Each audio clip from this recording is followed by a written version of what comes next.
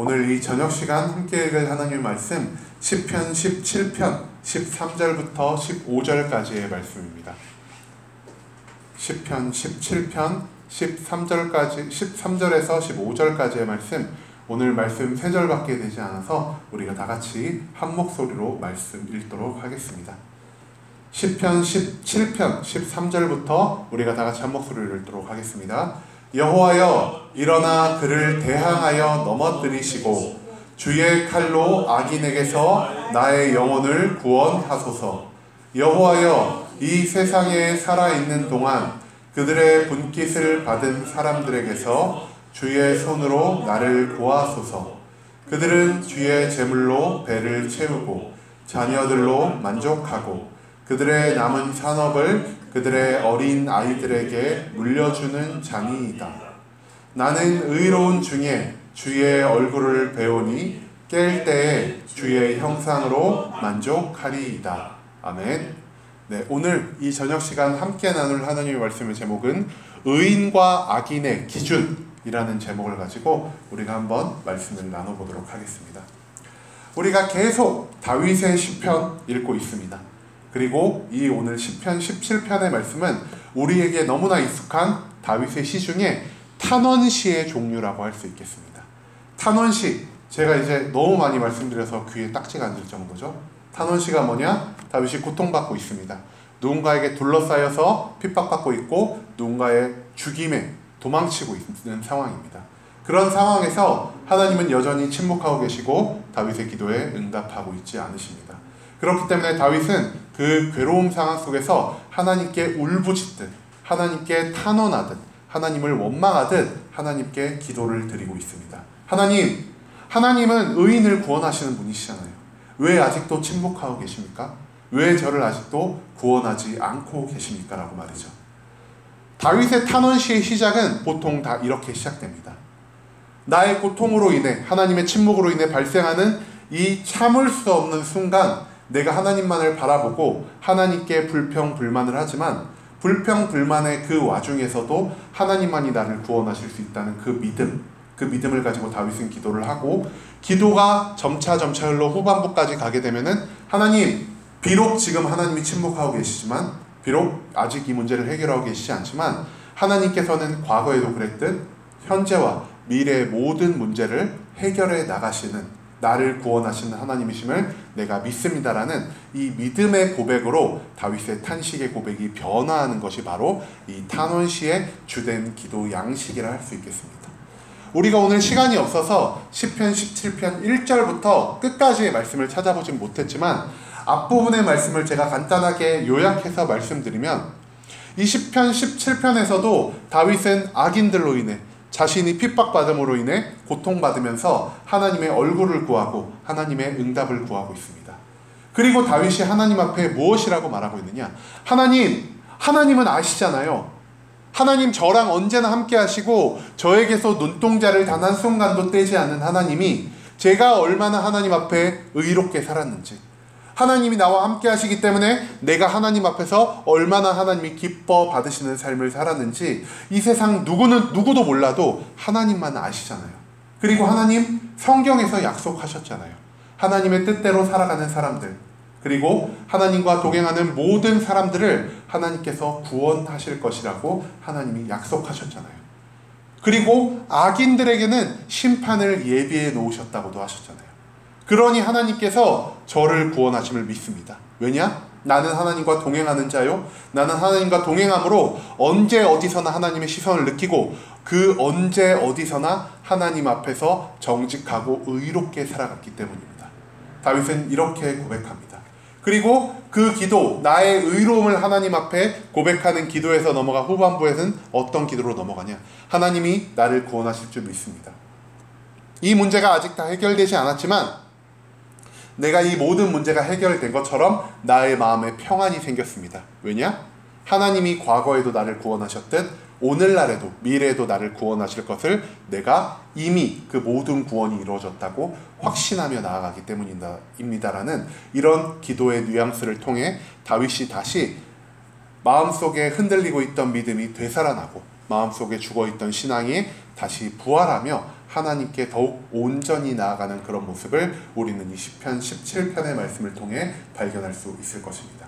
자, 그런데 이 시편 17편에는요, 여타 다른 시편들과 달리 다윗이 악인과 의인의 명확한 기준에 대해서 시편 17편의 후반부에 언급을 해놓았다는 것에 우리가 조금 주목할 필요가 있을 것 같습니다.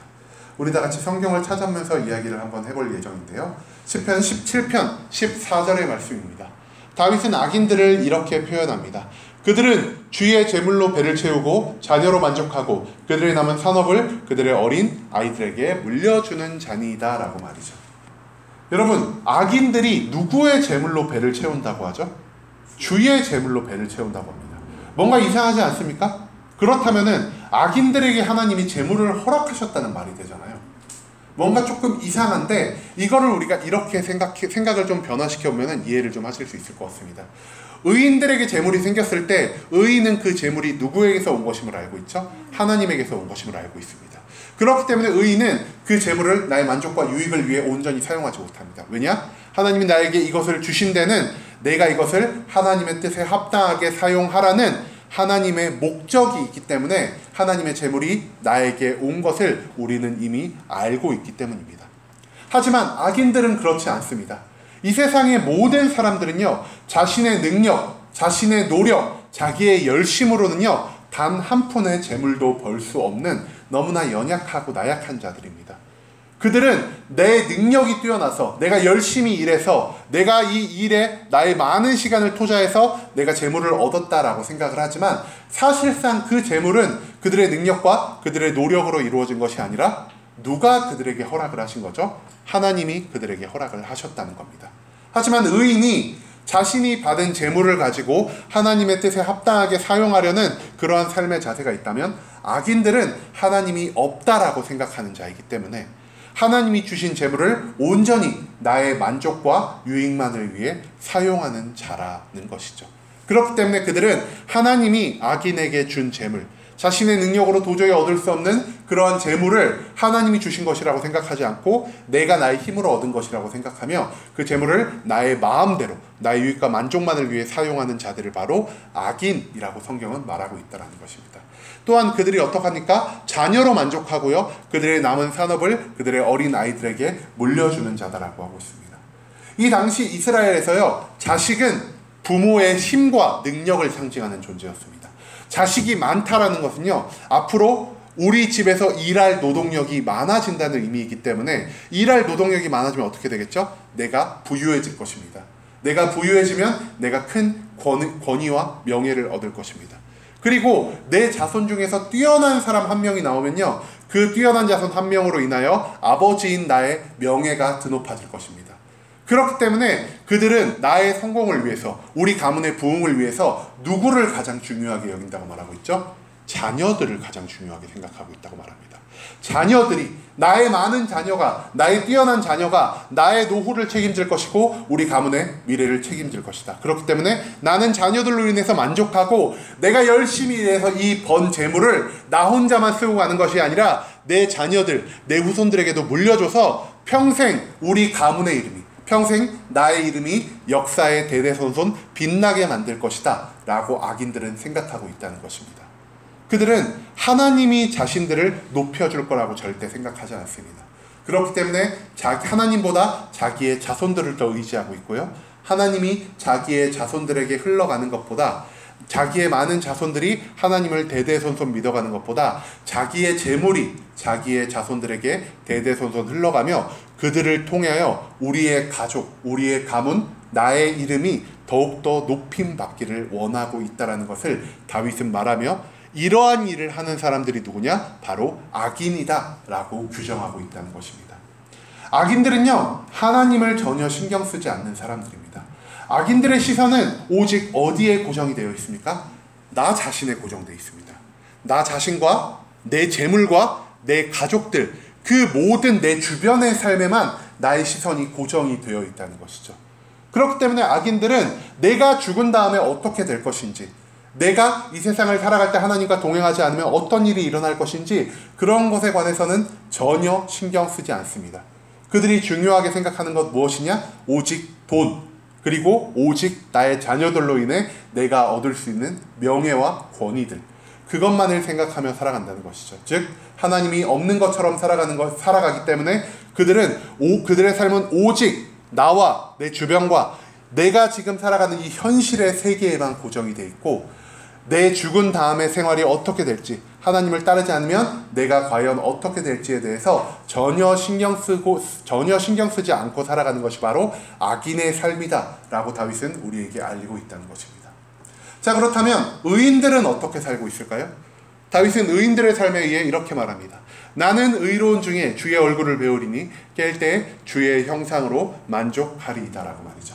악인들이 아까 무엇을 의지한 자 그랬죠? 나의 재물, 나 자신의 능력, 나의 자손들, 이런 것만을 의지하지만 나로 대표되는 의인들은요, 누구만을 바라보며 누구만으로 만족하겠다 그러죠?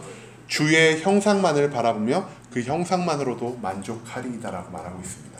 즉 다윗은 이렇게 말합니다. 하나님, 나는요 이 세상 아무것도 필요 없어요. 내가 가난해도 좋고요, 내가 쫓겨도 좋고요, 내가 핍박받아도 상관없습니다. 왜냐? 나의 유일한 기쁨 되신 하나님이 언제나 나와 함께 계시고 언제나 나를 사랑하심으로 나에게서 절대 눈동자를 떼지 않는 분이기 때문입니다. 나는요 세상 어느 것에서도 만족을 얻을 수 없지만 오직 하나님 한 분만으로, 하나님이 그 실체가 아니라 어슴푸레 하나님이 형상만을 나에게 보여주셔도 나는 그 하나님의 어슴푸레한 형상 하나만으로도 만족하며 살아갈 수 있습니다 라고 말합니다. 왜냐? 하나님이 그와 함께 하시고 하나님이 사랑의 시선으로 그를 언제나 지켜보고 계시기 때문이죠. 하나님이 언제나 다윗과 함께 하시며 다윗을 지켜보기 때문에 다윗은 어떠한 삶을 살 수밖에 없다라고 고백하죠. 의로운 중에라고 말합니다. 의로운 중에라는 말이 무엇이냐? 내가 기쁠 때에도 슬플 때에도 고난받을 때에도 부유할 때에도 내 모든 상황과 상관없이 나는 언제나 나의 모든 삶 속에서 하나님이 나를 바라보시기 때문에 하나님이 기뻐 받으시는 의로운 삶을 살아갈 수밖에 없다라고 다윗은 고백하고 있다는 것입니다. 다윗은요 하나님만 바라보며 하나님에게만 만족하는 사람입니다. 그리고 모든 상황에서 하나님의 시선이 나를 절대 떠나지 않는다고 생각하기 때문에 의롭게 살아갈 수밖에 없는 의로움의 화신이 되었다는 것입니다. 이것을 통하여 의인의 삶이 어떤 삶인지 우리가 유추해 볼 수 있지 않을까요? 의인은요 현세도 내세도 아무런 상관이 없습니다. 내가 현실에 집중하는 것도 아니고 내가 죽은 다음에 생활에만 집중을 해서 현세를 아예 무시하며 살아가는 자도 아닙니다. 현세건 내세건 중요하지 않습니다. 다윗에게 가장 중요한 건 무엇이냐? 하나님 한 분이라는 것이죠. 나의 주변 상황이 어떠하든, 내가 이 현실에서 어떤 고통을 받든, 내가 죽은 다음에 어떤 곳으로 가든 그런 거 아무 신경 쓰지 않겠습니다. 나에게 가장 중요한 것 오직 하나님이십니다. 하나님만이 나의 만족이 되기 때문에 하나님을 떠나지 않기 위해서 나는 계속해서 반복하여 의로운 삶을 살아갈 수밖에 없습니다 라고 다윗은 의인의 기준을 이렇게 표현한다는 것이죠. 다윗은 말합니다. 악인의 기준이 무엇이냐? 하나님 없이 살아가면서 내 주위에 있는 것, 내 재물과 나 자신의 능력과 나의 자손들로 인하여 기쁨과 만족을 얻는 자들을 악인이라고 표현하고 있고요. 의인은 무엇이냐? 내 상황을 어찌됐든 내 상황이 무엇이 됐든 그것에 신경을 쓰지 않고 오직 하나님만을 바라보고 하나님 한 분만으로 만족하며 그 하나님 안에서 내가 의로운 삶을 살아가는 것, 그것이 의인이다 라고 다윗은 지금 말하고 있다는 것입니다. 여러분, 우리는요 때론 의로움과 악함의 기준을요 우리 마음대로 생각하는 경향이 있습니다.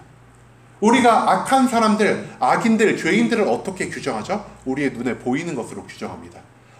저 사람 담배 피웠네? 저 사람 저 사람 과속딱지 끊었네? 저 사람 술 마시네? 저 사람 바람 피웠네? 저 사람 살인을 했네? 이러면은요 우리는 그 사람을 악인으로 치부합니다. 그리고 우리가 의인으로 치부하는 사람들은 어떤 사람이죠? 저 사람 교회 봉사 열심히 하네?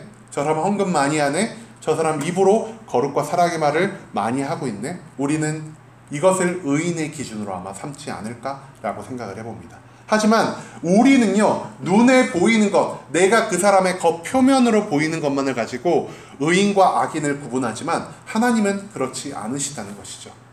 다윗은 이 시편 17편 후반의 말씀을 통해 우리에게 이런 말을 전달합니다.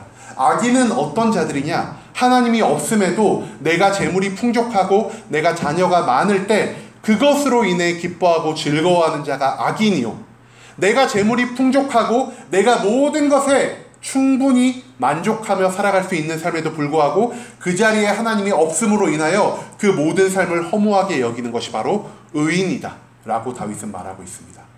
이와 반대로 내가 모든 것이 없는 상황에서 하나님 한 분만 계실 때, 하나님 한 분만 계시는 것으로 인하여 나의 인생이 허탈하다고 말하고 나의 인생에 살아갈 모든 의욕을 잃는 것이 악인이라면은, 내가 모든 것이 없음에도 불구하고 하나님 한 분이 존재함으로 인하여 나의 삶의 모든 기쁨과 만족을 누릴 수 있는 자가 바로 의인이다 라고 다윗은 말하고 있다는 거죠. 여러분, 지금 이 시간부터 우리가 의인과 악인에 대한 기준을 명백하게 구분 지을 수 있는 사람들이 되길 소망합니다. 우리는요, 우리 눈에 보이는 것만으로 사람을 판단하고 우리 눈에 보이는 것만으로 그들이 의인인지 악인일지 함부로 정하는 그런 경향이 있습니다. 하지만 하나님은 그렇게 보시지 않습니다. 내가 아무리 입으로 선한 말을 하고 내가 아무리 헌금을 많이 하고 내가 아무리 교회에 봉사를 열심히 해도 내가 하나님이 없어도 내 삶에서 모든 기쁨과 만족을 얻을 수 있다면 그것은 악인입니다. 하지만 내가 교회 봉사도 안 하고 헌금도 열심히 안 하고 그리고 남들이 보기에 그렇게 선한 삶을 살아가는 것 같지 않고 평범하게 살아가는 것처럼 보여도 그 사람 주변에 아무것도 없을 때 그 사람이 하나님 한 분만으로 만족하며 하나님 한 분만으로 만족하는 가운데서 의로운 삶을 살아가기 위해 발버둥을 치고 있는 사람이라면 그 사람은 하나님이 보시기에 의로운 사람일 것이라는 것입니다. 여러분, 우리 주변에 아무것도 없어도 우리가 하나님 한 분만으로 만족하며 나아가는 의인의 삶을 살아가길 소망합니다. 또한 반대로 우리 주변에 너무나 많은 것이 있고 내가 많은 부를 얻고 많은 명예를 얻고 높은 곳까지 내가 올라가더라도 내 주위에 하나님이 없다라고 하면은 내가 허탈함을 느끼는, 내가 인생의 모든 것에 무가치함을 느끼는 그런 의로운 삶을 살아갈 수 있기를 소망합니다. 우리도 다윗과 같이 하나님 한 분만으로 나의 삶의 모든 만족과 기쁨을 누리며 하나님 한 분만을 바라보고 내가 의롭게 살아가기 위해 나의 모든 삶을 통해 발버둥 치며 나아갈 수 있는 그런 순복음 함께하는 교회 모든 성도님들에게 간절한 마음으로 소망하겠습니다.